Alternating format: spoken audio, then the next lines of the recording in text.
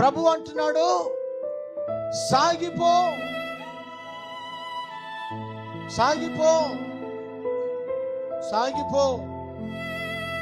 దేవుడు ఈ దినం మీతో మాట్లాడుతున్నాడు.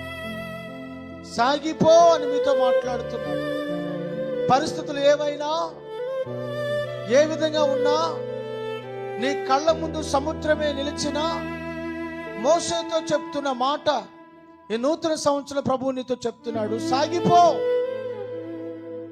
సముద్రము అనంటే లోకమునకు సాదృశ్యం, సముద్రము శ్రమకు సాదృశ్యం, సముద్రము ఉపద్రవమునకు సాదృశ్యం, సముద్రము పెద్ద సుడిగుండమునకు సాదృశ్యం.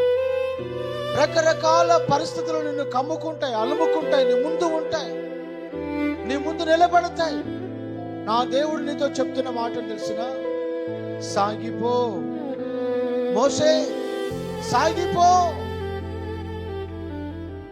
నీ చేతిలో ఏముంది మోషే? నా చేతిలో కర్ర ఉందయ్యా. ఏముంది? కర్ర ఉంది. ఆ కర్ర తీసుకొని సముద్రం వైపు చాపు,